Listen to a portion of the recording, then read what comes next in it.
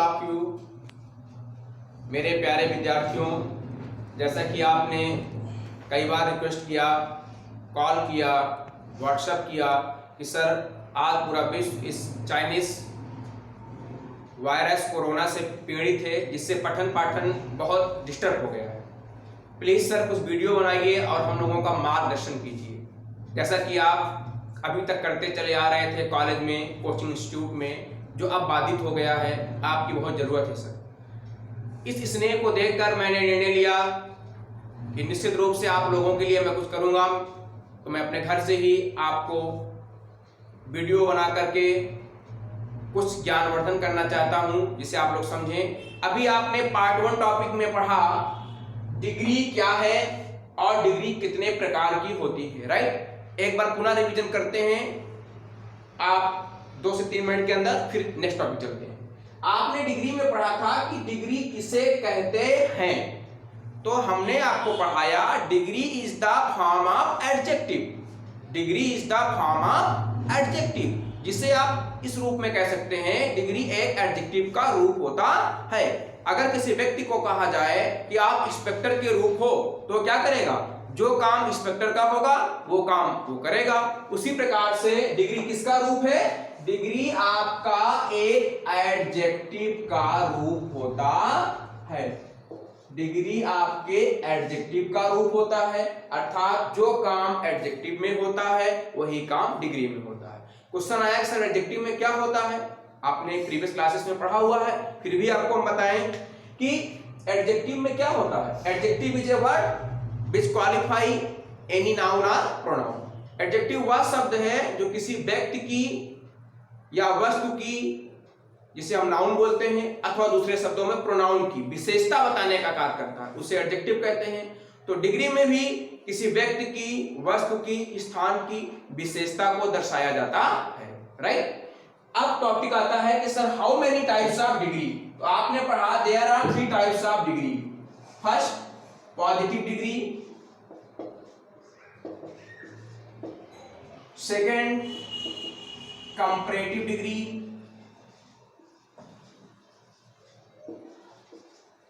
और थर्ड आपका superlative degree.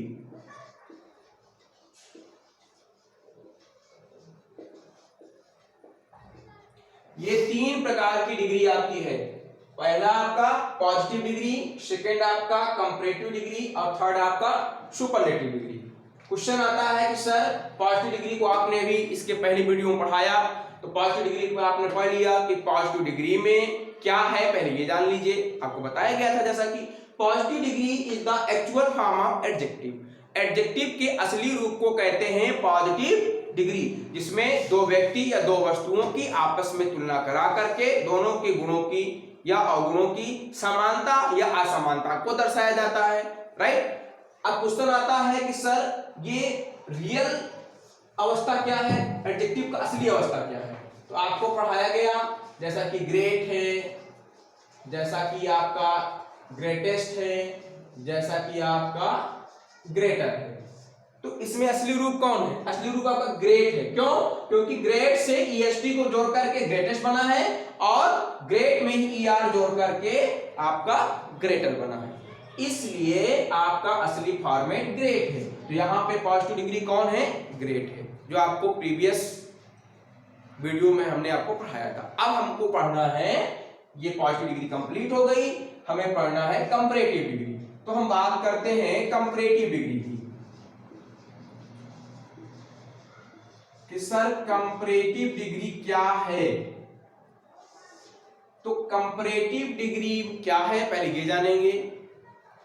Comparative degree का हिंदी अर्थ होता है तुलनात्मक अवस्था। इसमें 2 व्यक्ति या 2 वस्तुओं की आपस में तुलना कराई जाती है, कंपैरिजन कराया जाता है, और इस कंपैरिजन में किसी एक व्यक्ति या वस्तु को दूसरे से हमेशा बड़ा बताया जाता है, श्रेष्ठ दर्शाया जाता है, राइट।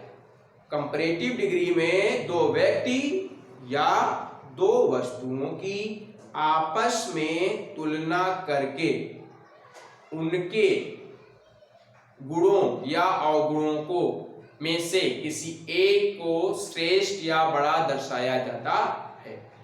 क्वेश्चन आता है कि सर कंपैरेटिव डिग्री कैसे बनेगी, हम सर कैसे जान पाएंगे कि कंपैरेटिव डिग्री बनती कैसे है। तो कंपैरेटिव डिग्री बनाने का पहले आप फार्मूला जानिए, फिर इसके बाद फॉर्मेट उठा के आपको रख देना है। बहुत ही ये आपके लिए आसान और इजी होगा। कैसे देखिए, कंपैरेटिव डिग्री बनाने के लिए पहले तो आपको सिलेबल का ज्ञान होना चाहिए। किसका ज्ञान होना चाहिए? सिलेबल।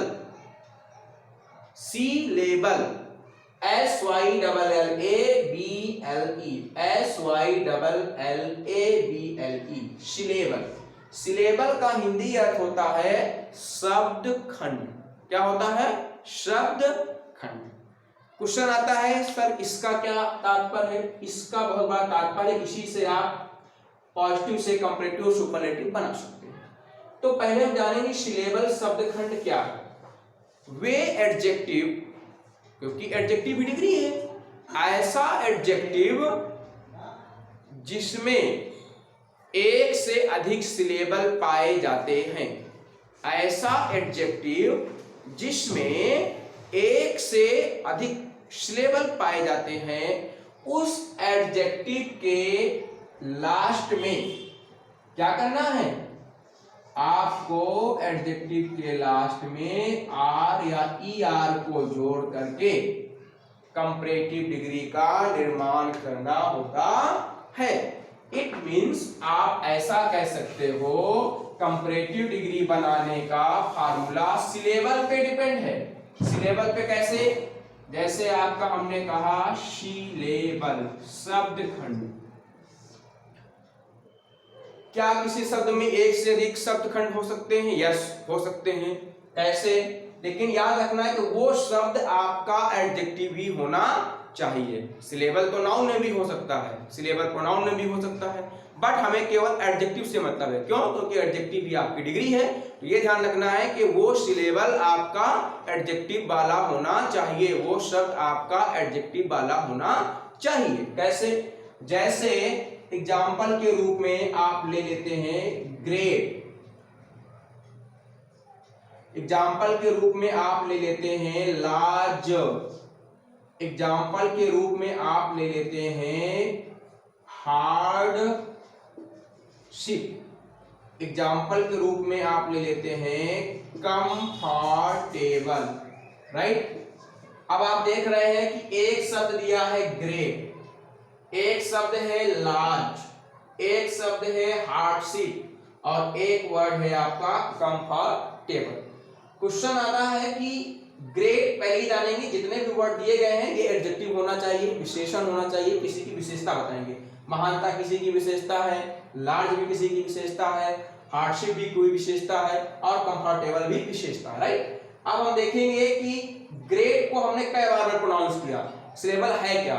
जिस शब्द को जितनी बार में बोला जाता है उस शब्द में उतने ही सिलेबल पाए जाते हैं। अर्थात शब्दों को बोलने की में जो समय स्पेंड होता है उस वर्ड को ही हम लोग क्या कहते हैं? सिलेबल कहते हैं। तो आपने देखा कि ग्रेट को कई बार में हमने प्रोनाउंस किया, ग्रेट 1 बार में बोल दिया। तो इसमें कितने सिलेबल है? ग्रेट में 1 सिलेबल हुआ। हमने लार्ज बोल दिया, कैसे सिलेबल हुए? लार्ज में 1 बार में बोला गया। हार्डशिप बोल गया, हार्ड। फिर आपने बोला शिप, इस वर्ड को 2 बार में बोला जाए, इसमें 2 सिलेबल है। आपने बोला कंफर्टेबल, कई बार में बोला? 3 बार में। कम रुकना पड़ रहा है आपको, फॉर्टेबल, तब जाकर के ये आपका 3 बार में प्रोनाउंस हुआ। तो इस वर्ड में कितने सिलेबल हैं? More than one and 1 syllable and 1 syllable. इसमें हमें ये ध्यान रखना है कि एक वर्ड में एक से अधिक सिलेबल हो सकते हैं, but not declare that how many include the syllable in any word. You don't know about this thing. आपको इस विषय में नहीं सोचना कि एक वर्ड में कितने सिलेबस होंगे, केवल ये ध्यान रखना है कि या तो 1 सिलेबल होगा या 1 से अधिक होगा। उसी पे रूल आपका कंपैरेटिव डिग्री पे चलने वाला है। तो आपने सिलेबल सीखा, जिस शब्द को जितनी बार में बोलेंगे उस वर्ड में उतने सिलेबल पाए जाते हैं। एग्जाम्पल आपके सामने, एक एग्जाम्पल और ले सकते हैं आप। जैसे मान लीजिए एग्जाम्पल लेते हैं हम लोग ब्यूटीफुल। ब्यूटीफुल। क्या सिलेबल है? ब्यूटी एक बार में बोला, फुल दोबारा बोलना पड़ेगा, है एक ही वर्ड, लेकिन इस वर्ड को आपने 2 बार में प्रोनाउंस किया ब्यूटीफुल, तो इस वर्ड में 2 सिलेबल हो गए, राइट। अब क्वेश्चन आता है इसका सब रिलेशन क्या है? इसका रिलेशन है आपका इस तरीके से। अब हम लोग कंपैरेटिव डिग्री का फार्मूला देखेंगे, उसे उठा कर देंगे, बहुत आसान आपके लिए होगा। फॉर्मेट है कंपैरेटिव डिग्री का, पहले तो आएगा सब्जेक्ट, इसके बाद आपका वर्ब, इसके बाद आपका एडजेक्टिव, इसके बाद आपका आर या ई आर, इसके बाद आपका T H A N then, इसके बाद आपका सी डब्ल्यू। जनरल रूल है आपका कि पहले आप लिखेंगे सब्जेक्ट, फिर लिखेंगे आप वर्ब, फिर आप एडजेक्टिव का असली रूप लिखेंगे, उस एडजेक्टिव के साथ में आपको आर या ई आर को ऐड करना है, फिर आपको देन लगाना है, और कंपैरेटिव वर्ड मतलब तुलनात्मक शब्द जिससे कि तुलना की जा रही उसको रख देंगे। क्लियर? क्वेश्चन आता है कि सर कब आर जोड़ेंगे और कब ई आर जोड़ेंगे? जब दिए गए एडजेक्टिव में एक सिलेबल होगा तो उस एक सिलेबल वाले सेंटेंस का स्ट्रक्चर आर और ई आर को जोड़ करके हम लोग करेंगे। मैटर ये आया कि सर आर कब और ई आर कब। जैसे साइड में देखते हैं, जैसे दिया है आपका लार्ज, कई बार में आपने लार्ज बोला, 1 टाइम में प्रोनाउंस हो रहा है लार्ज, इसमें ई पहले से पाया गया, तो क्या जोड़ देंगे? केवल आर जोड़ देंगे, तो ई पहले से इंक्लूड है एक सिलेबल में, तो आर ही ऐड होगा, बात खत्म।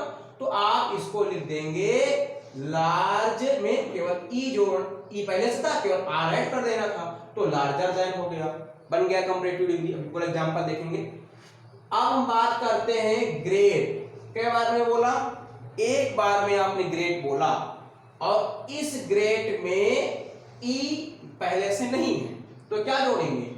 इसमें हम लोग ई आर जोड़ देंगे, तो ग्रेटर देन हो गया, राइट। इस रूल का अपवाद भी है जो आपको अभी नेक्स्ट बताएंगे, पहले आप इस रूल को पहले समझेंगे, जनरल रूल है, इसके अपवादी रूल चलेंगे। फिर टॉपिक आता है कि सर देन सब में लगेगा। यस, देन सब में लगेगा, किंतु एक रूल होगा जो साइड में आपको बता रहे हैं। जैसे आपका हो गया सीनियर, फिर आपका हो गया जूनियर, फिर आपका हो गया इंफीरियर, फिर आपका हो गया प्रियर, इत्यादि ऐसे वर्ड्स हैं जो पद सम्मान से रिलेटेड होते हैं, जिनके यूज होने पर आर और ई आर का प्रयोग नहीं होता, और जहां दैन लगा है यहां दैन के स्थान पे टीओ टू ऐड हो जाता है। ये अपवाद में रूल चलेगा। जूनियर, सीनियर, इंफीरियर, डियर इत्यादि वर्ड जब आते हैं तो ना आर ना ई आर लगता है, और दैन भी नहीं लगता, बल्कि दैन के स्थान पे टू चलता है। क्लियर हो गया? एग्जांपल देखा जाए, जैसे मैं तुमसे बड़ा हूं, पद की बात कर रहा है, तो I am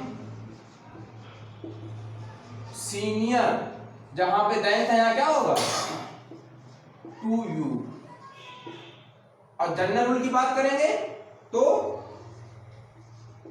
Ravi is. Formula देखिए, हम लोग पहले इसका हिंदी में लेते हैं एग्जांपल ताकि आपको क्लियर रहे। जैसे मैं आपसे कहूं कि रवि सुरेश से महान है, रवि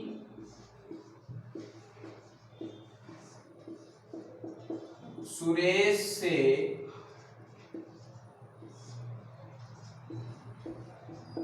महान है। सर इसको हम जानना चाहते हैं, कैसे पता चलेगा? कंपैरिजन हो रहा है, आप देख रहे हैं रवि की तुलना सुरेश से कराई जा रही है, विशेषता बताने वाला शब्द महान। अब इसको आपको ट्रांसलेट करने में भी काम आएगा, एग्जाम में भी काम आएगा, तो हम फार्मूला देखेंगे। पहले लिख देंगे आपका रवि, फिर देखिए क्या लिखेंगे? वर्ब। वर्ब क्या है? इज है। फिर क्या लिखेंगे? एडजेक्टिव का असली रूप। असली रूप कौन था? ग्रेड था। फिर देखेंगे क्या सिलेबल है ग्रेड में? एक सिलेबल है, ई पहले से नहीं है, क्या जोड़ेंगे? ई आर जोड़ देंगे। फिर क्या लगाएंगे? देन।